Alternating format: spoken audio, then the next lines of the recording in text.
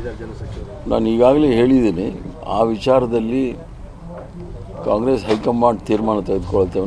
ಅಂತಿಮವಾದ ತೀರ್ಮಾನ ಕಾಂಗ್ರೆಸ್ ಹೈಕಮಾಂಡೇ ತೆಗೆದುಕೊಳ್ಳೋದು, ಇನ್ಯಾರೂ ಹೇಳಲಿಕ್ಕಾಗೋದಿಲ್ಲ.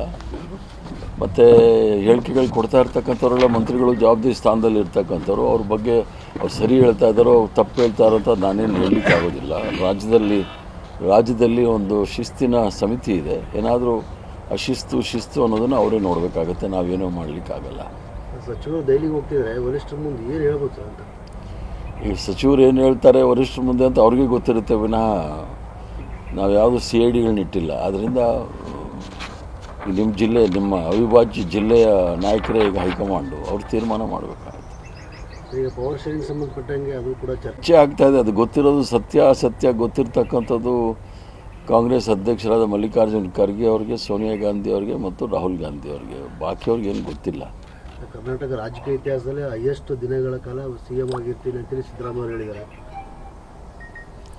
ಈಗ ಎಷ್ಟು ದಿನಗಳಾಗಿರ್ತಾರೋ ಇಲ್ವೋ ಅದೆಲ್ಲ ತೀರ್ಮಾನ ಆಗೋದೆಲ್ಲ ಹೈಕಮಾಂಡ್ ಅವ್ರು ಬಿಟ್ಟಿರ್ತಕ್ಕಂಥದ್ದು.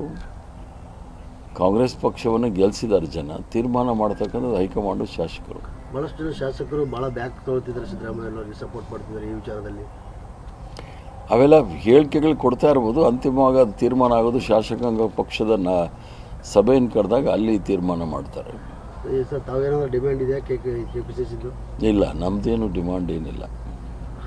ಸರ್ ಈಗ ಮಂತ್ರಿಗೆ ಸಚಿವ ಆಗಲೇ ನ್ಯಾಷನಲ್ ಲೆವೆಲಲ್ಲಿ ಈಗ ತಾನೇ ಉಸ್ತುವಾರಿ ವಹಿಸಿದ್ದಾರೆ ಹರಿಯಾಣದು, ಈಗಾಗಲೇ ಅಲ್ಲಿ ಹೋಗ್ಬಿಟ್ಟಿದ್ದೀನಿ.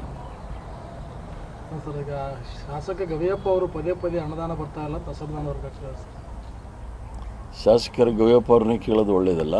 ಅಲ್ಲ, ಅವರೊಬ್ಬರೇ ಅಲ್ಲ ಸರ್, ಬೇರೆ ಕೆಲವೊಂದಿನ ಶಾಸಕರಿಗೆ ಅವಕಾಶ ಇದೆ. ಶಾಸಕಾಂಗ ಪಕ್ಷದ ಸಭೆ ಕರೆದಾಗ ಅಲ್ಲಿ ಅವರ ಬೇಡಿಕೆಗಳನ್ನ ಹೇಳಲಿಕ್ಕೆ ಅವ್ರಿಗೆ ಅವಕಾಶಗಳಿದೆ.